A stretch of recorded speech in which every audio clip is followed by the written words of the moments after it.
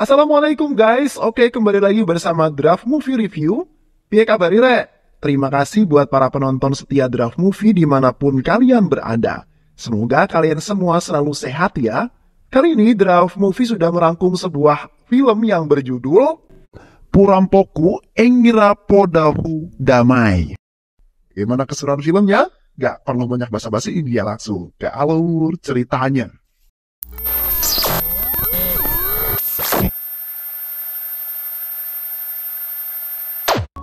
Film ini diawali ketika negara India dijadikan tempat pembuangan sampah oleh negara-negara lain. Berbagai jenis sampah dibuang ke negara India. Bahkan alat-alat perang termasuk bom pun juga dibuang ke sana. Suatu hari seorang mama yang sedang memulung di sana tak sengaja menemukan sebuah bom yang masih aktif tentunya.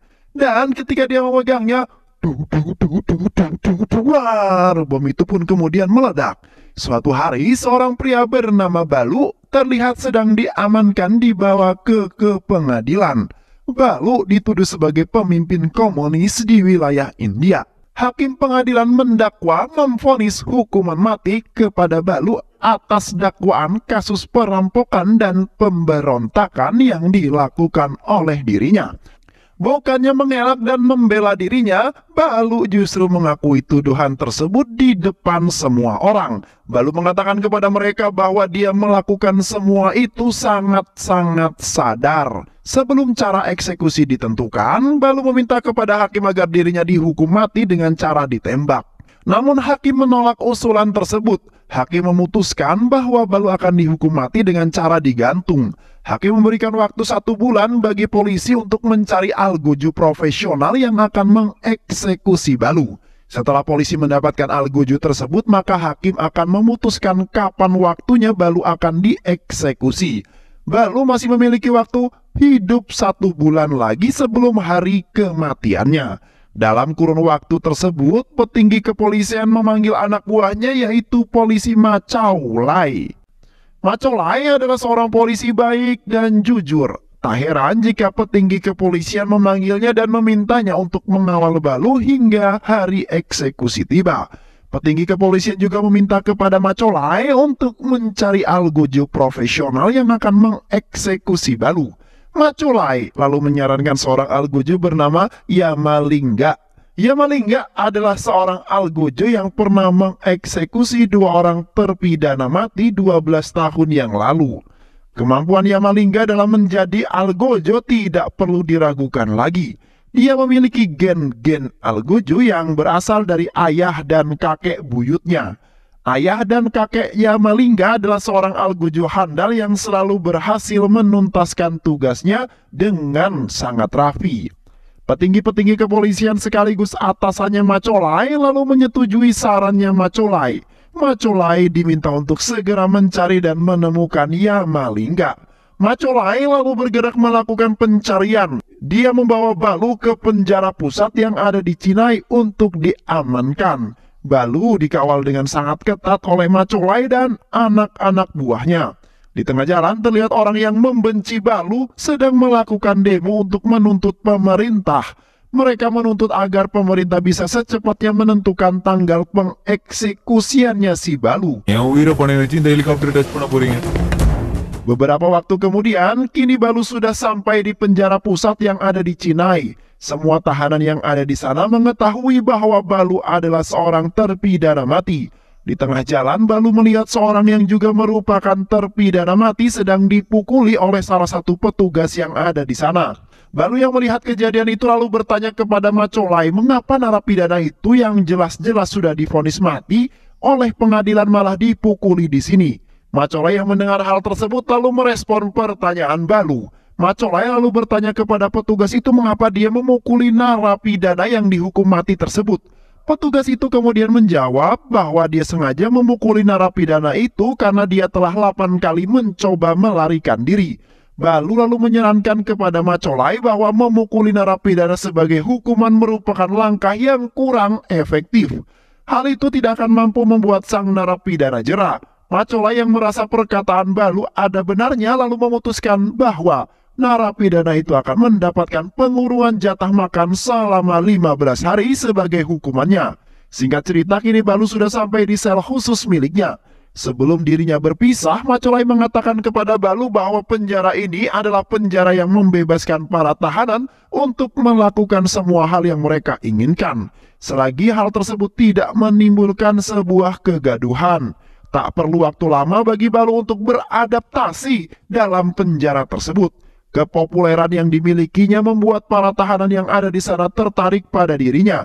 Namun entah mengapa kelakuan Balu di dalam penjara jauh berbeda dengan kengerian dakwaannya sebagai dalang pemberontakan.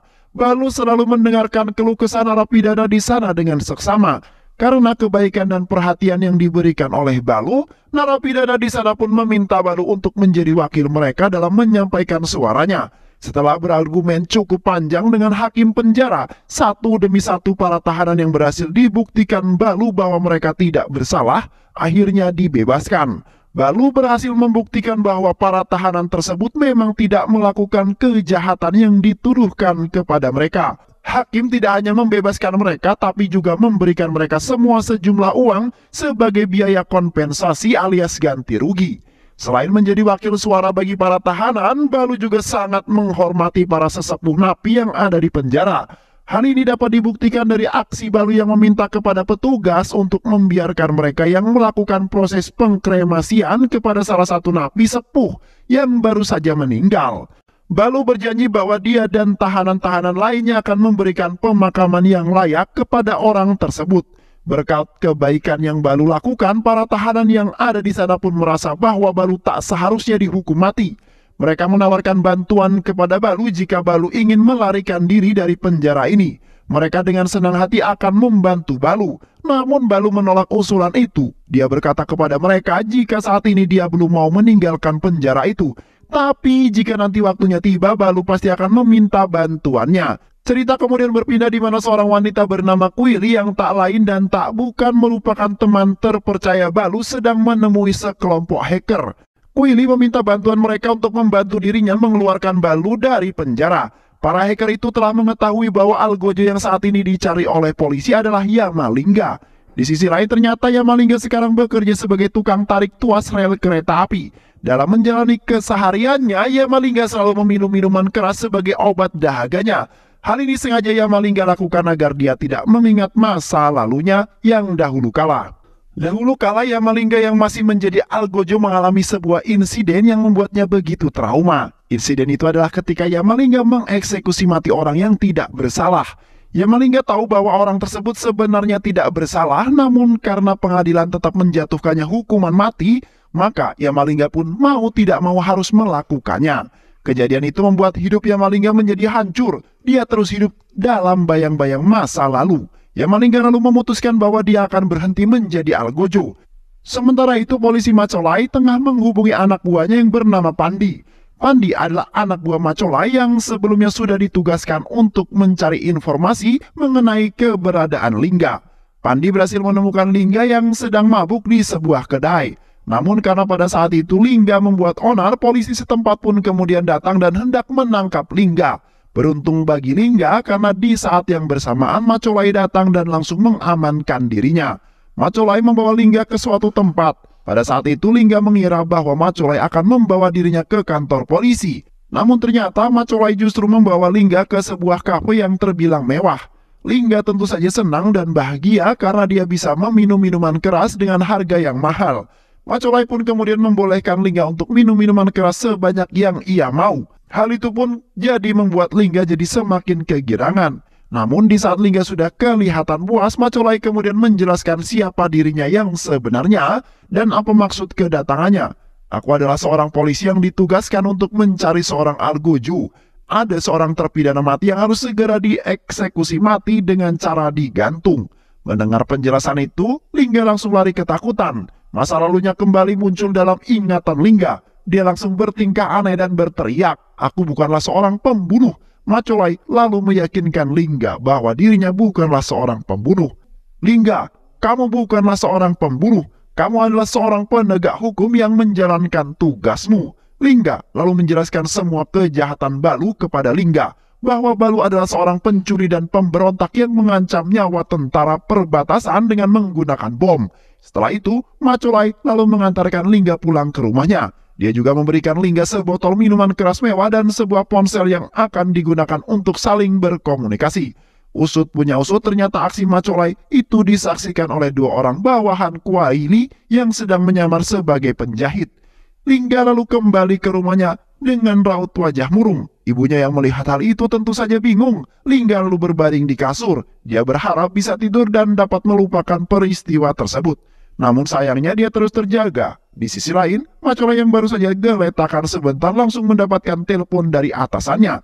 Atasannya itu mendesak Macolai agar bisa meyakinkan Yamalingga.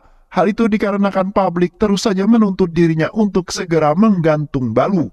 Keesokan harinya Macolai bersama anak buahnya pergi ke tempat di mana Balu akan dieksekusi. Macolai meminta salah satu anak buahnya untuk mengecek apakah kondisi tiang gantung itu masih layak digunakan atau tidak.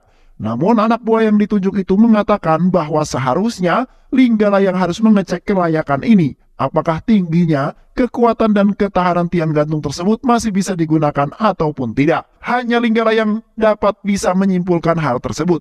Macolai lalu menghubungi Lingga. Ibunya yang mengetahui hal tersebut kemudian pergi menemui Macolai di kantornya. Ibunya meminta agar Macolai tidak menjadikan anaknya lagi sebagai Alguju, karena dia tidak tega melihat putranya yang terus-terus tenggelam dalam penyesalan. Lingga menyampaikan kekesalannya kepada patung dewa bahwa dia tidak ingin kembali menjadi sebuah Alguju. Lingga lalu berniat menghabisi dirinya sendiri, namun Kaili dengan sigap langsung menghentikan dirinya. Kaili kini benar-benar menyadari bahwa Lingga memang tidak ingin menjadi seorang Alguju. Dia lalu mengantar Lingga pulang ke rumahnya dan memberikan sedikit perhatian kepada Lingga. Lingga menjadi sangat bahagia karena baru ini ada seorang gadis yang begitu peduli pada dirinya. Keesokan harinya, Kaili mengatakan kepada teman-temannya bahwa dia akan mendekati Lingga sebagai mediator untuk menyelamatkan Balu. Teman-teman Kaili kemudian bertanya bagaimana cara agar rencana itu bisa berhasil.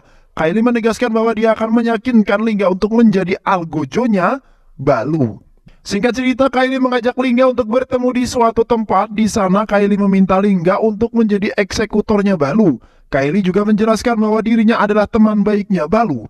Kaili yang harus berusaha mendekati Lingga membuat dirinya mulai merasa nyaman dengan Kaili. Akhirnya, setelah berpikir cukup lama, Lingga akhirnya memutuskan bahwa dia akan kembali menjadi Alguju. Lingga lalu bertanya kepada Macauli siapakah identitas Balu yang sebenarnya, mengapa dia akan dihukum mati. Macauli lalu menjelaskan bahwa kalau Balu tak lain dan tak bukan hanyalah seorang penjahat. Dia perampok kereta dan memberontak kepada tentara perbatasan India dengan menggunakan bom. Lingga yang mengetahui bahwa Balu adalah orang yang jahat kemudian pergi menemui Kaili dan menceritakan hal tersebut. Kaili membenarkan hal itu bahwa Lingga dan dirinya memang terlibat dalam kasus perampokan kereta dan pemberontakan kepada tentara perbatasan India. Namun semua ini dilakukan oleh Balu dan dirinya bukan tanpa alasan. Saat itu sebuah desa sedang mengalami krisis yang ekstrim. Banyak masyarakat miskin yang tidak bisa makan dan banyak pula di antara mereka yang jatuh sakit bahkan meninggal. Untuk menangani hal tersebut, Partai Komunis kemudian mengirim Balu sebagai solusinya. Balu bersama dirinya kemudian merampok sebuah kereta logistik dan membagikannya kepada seluruh masyarakat. Aduh, bagi jamaah tuh. Tak hanya itu saja, suatu hari Balu mendapati sebuah kabar tentang pemulung-pemulung yang tewas karena ledakan bom. Balu lalu melakukan investigasi sendiri. Dia menemukan fakta yang mencengangkan karena India justru dijadikan tempat pembuangan sampah dari berbagai negara. Bermacam-macam sampah ada di sana, salah satunya adalah sampah militer. Balu dibantu dengan Kaili merakit sebuah bom bunuh diri yang akan diledakannya saat berada di dekat tentara perbatasan nanti. Awalnya Kaili meminta Balu untuk mengurungkan niatnya, tapi Balu dengan yakin tetap akan menjalankan rencana tersebut. Dia bersedia mati agar pemerintahan mau memperdulikan terhadap peristiwa ini. Balu lalu meminta Kaili untuk meledakkan bom tersebut jika sinyal dan lampu merah sudah menyala. Namun ketika sinyal itu sudah menyala, Kaili justru tidak meledakannya, yang mengakibatkan Balu pun berhasil dilumpuhkan oleh tentara perbatasan. Karena kejahatan-kejahatan itulah, pengadilan lalu menjatuhi Balu dengan hukuman mati, ujar Kaili. Kaili mengatakan kepada Lingga bahwa dirinya sengaja tidak meledakkan bom tersebut karena dia tak ingin membunuh orang yang tak bersalah seperti Balu. Lingga yang percaya dengan Kaili akhirnya memutuskan untuk menyelamatkan Balu. Singkat cerita, rencana penyelamatan pun dimulai. Pertama-tama, Kylie meminta Lingga memakai sebuah baju yang di resletingnya terdapat sobekan kecil. Kylie meminta Lingga bertemu dengan Balu dengan pakaian itu. Jika Balu melihatnya, pasti dia akan mengerti jika kamu adalah utusanku, ujar Kylie. Kylie juga meminta Lingga untuk bisa meyakinkan Makau bahwa dia akan membawa keempat temannya untuk membantu menyiapkan tempat eksekusi. Setelah dirasa semua cukup, Lingga kemudian pergi menemui Makau. Dia meminta untuk dipertemukan dengan Balu. Sesampainya di sana, Lingga sangat senang karena dia melihat Pandi baik-baik saja. Pandi adalah seorang polisi sekaligus temannya Lingga saat masih aktif menjadi seorang algojo. Setelah sampai di sel penjaranya Balu langsung melihat sobekan kecil di resleting baju Lingga, dan saat itu juga dia langsung mengetahui bahwa Lingga merupakan utusan Kylie. Lingga lalu pergi ke tempat eksekusi untuk mengeceknya. Sesampainya di sana, dia langsung shock karena sudah lama sekali tidak pergi ke tempat tersebut. Lingga lalu melapor kepada Makau bahwa tempat eksekusi itu sudah tak layak untuk digunakan. Lingga lalu meminta izin kepada Makau agar bisa diperbolehkan membawa keempat temannya untuk membuat tempat eksekusi yang baru. Namun Makau dengan tegas menolak usulan tersebut. Makau Lai telah mempersiapkan orang-orang yang akan membantu Lingga. Lingga lalu kembali ke markas dan menceritakan semua itu kepada Kylie. Dia mengatakan kepada Kylie bahwa Balu sudah memahami bahwa dirinya adalah orang yang diutus oleh Kylie. Namun dirinya gagal meyakinkan Makau untuk membiarkan keempat temannya datang membantu. Makau telah memiliki orang-orang sendiri yang akan membantu Lingga dalam menjalankan tugasnya. Setelah mendengar hal tersebut, Kylie menjadi sedikit agak lega dan sedikit terasa kecewa. Namun dia tak menyerah begitu saja. Dia lalu meminta Lingga untuk menjalankan rencana yang kedua, yaitu Kylie meminta Lingga untuk kembali ke penjara besok hari. Lingga harus menyelinap ke dalam ruang kontrol dan menyambungkan kabel CCTV penjara dengan kabel milik mereka. Mereka akan meretas rekaman CCTV penjara dan mengubah sesuka mereka. Keesokan harinya rencana kembali dimulai. Lingga kembali ke penjara dengan alasan akan mengadakan upacara ritual sebelum tempat eksekusi dirubuhkan. Namun saat dia melihat penjaga CCTV lengah, Lingga langsung menyelipkan masuk ke dalam ruang kontrol dan memasang kabel tersebut. Beruntung Lingga berhasil menyelesaikan misinya itu sebelum dilihat oleh Makau Lai. Makau Lai yang tak lama kemudian lewat tentu saja bingung mengapa Lingga bisa ada di ruang kontrol. Namun Lingga dengan tenang berhasil mengelabui Makau Lai. Dia berkata kepada Makau Lai bahwa kehadiran di sini untuk ikut mengawasi CCTV karena kebetulan petugas sedang pergi ke toilet. Hari demi hari terus berlalu. Lingga dan beberapa napi pilihan Makau terus bekerja membangun tempat eksekusi yang baru. Sementara di sisi lain, niat Balu untuk kabur dari penjara itu kini semakin memuncak. Dia pergi menemui seorang narapidana asal Afrika Selatan yang berada di penjara itu sebelum akhirnya dipindahkan. Ternyata narapidana itu siap lahir batin membantu Balu kabur dari penjara tersebut. Dia sangat yakin bahwa Balu adalah orang yang baik dan dia tidak pantas untuk dihukum mati. Di markas, Kylie dan Lingga tengah membuat rencana cerdas dengan membuat barcode yang ditempelkan di baju. Barcode itu akan menjadi tulisan apabila di-scan. Keesokan harinya, Lingga kembali ke penjara untuk menemui Makau Lai. Dia mengatakan kepada Makau Lai bahwa dia ingin membuat manekin Balu yang persis dengan dirinya, baik itu dari segi tingginya ataupun dari segi beratnya. Manekin itu akan dijadikan subjek untuk menguji ketahanan tiang gantung. Apakah tiang gantung itu nanti mampu menahan bobot Balu atau tidak? Makau Lai lalu mengizinkan Lingga untuk membuat manekin itu hingga dipersilahkan masuk menemui Balu dan mengukur badannya. Lingga selalu berpikir bagaimana caranya agar Balu bisa meng-scan barcode yang ada di bajunya. Dia lalu menemukan sebuah ide yang cukup cemerlang. Dia meminta semua orang yang ada di sana untuk selfie secara bergantian dengan alasan sebagai kenang-kenangan. Hingga akhirnya dia meminta Balu untuk memfoto dirinya bersama Makau Lai. Balu yang memegang HP tersebut memanfaatkan momen itu dengan meng-scan barcode yang ada di baju Lingga.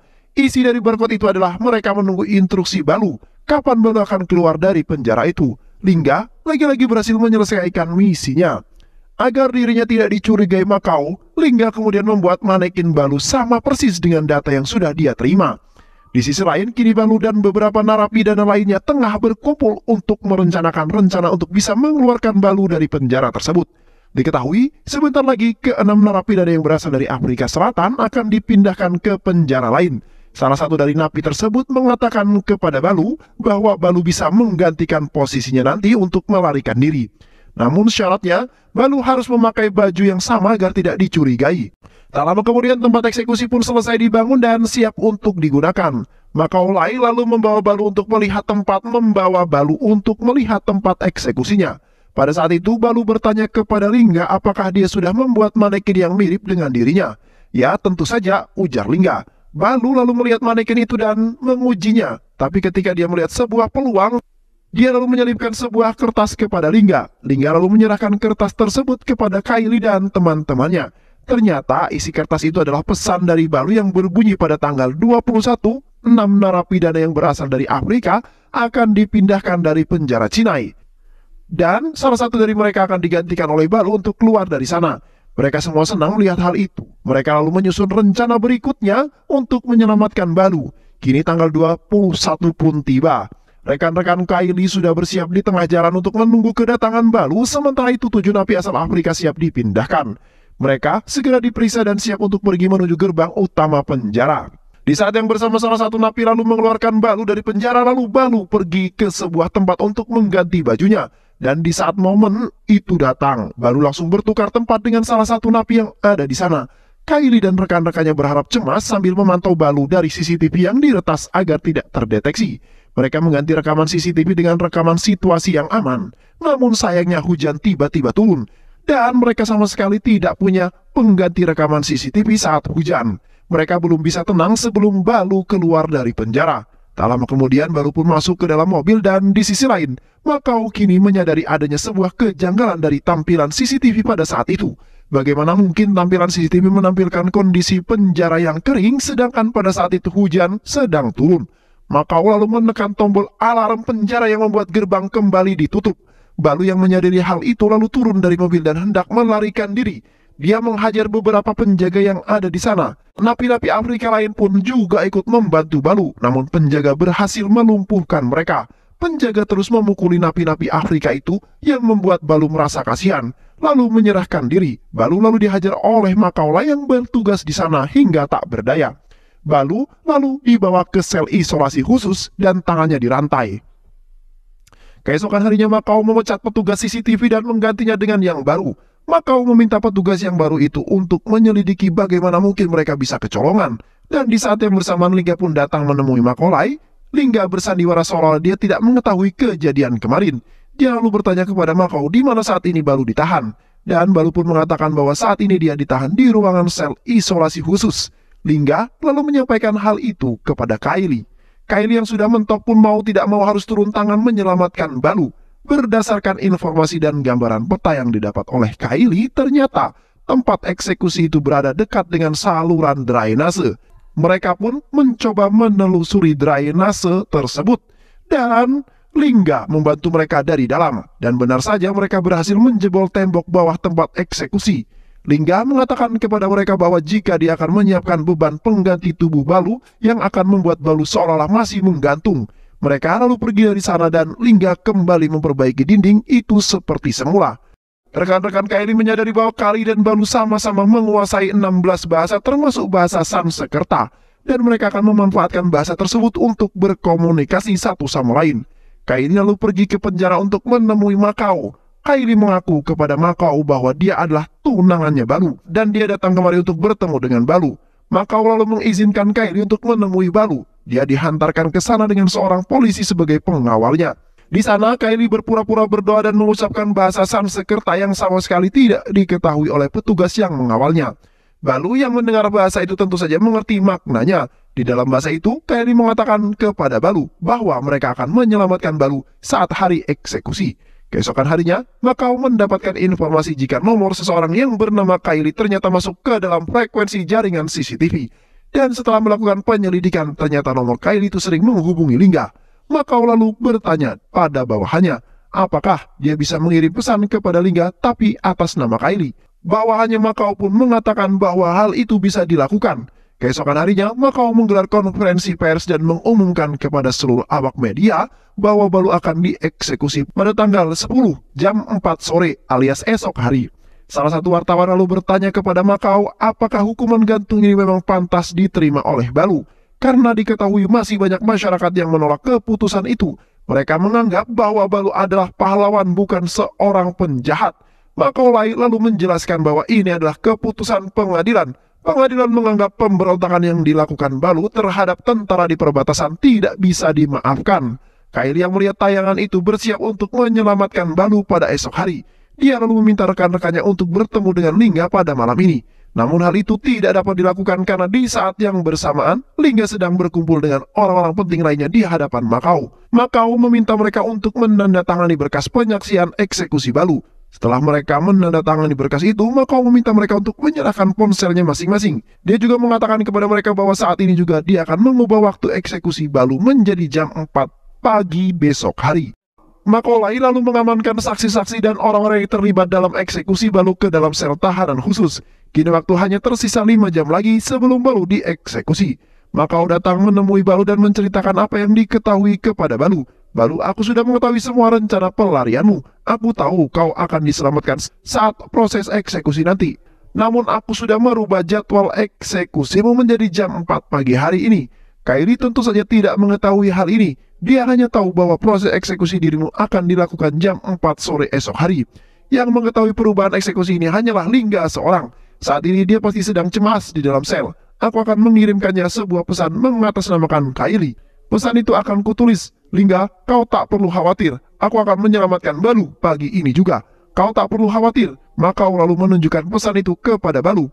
Tak lama kemudian, Pandi lewat di depan sel Lingga. Lingga meminta Pandi untuk menyerahkan HP-nya sebentar saja. Pandi lalu memberikan HP tersebut dan saat Lingga membukanya, dia membaca pesan yang dikirimkan atas nama Kylie. Padahal pesan itu adalah pesan yang dikirim oleh Makau. Lingga yang mengetahui isi pesan tersebut kini menjadi tenang.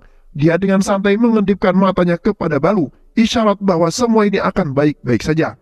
Namun, Baloo yang mengetahui bahwa ini semua hanya akal-akalan Makau, hanya bisa tersenyum kepada Lingga untuk terakhir kalinya.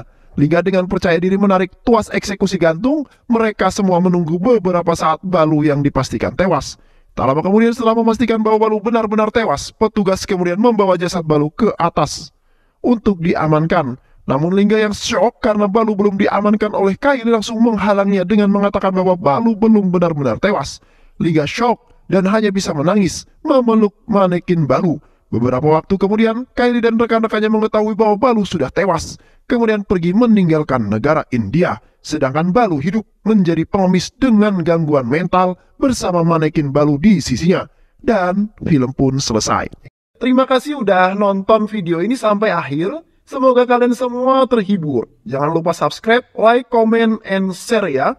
Pisang habis dimakan kunti. Kunti dilepas banyak maunya. Salam undur diri dari Draft Movie. Dan terima kasih buat penonton semuanya. Draft Movie pamit. Sehat selalu. Wassalamualaikum warahmatullahi wabarakatuh.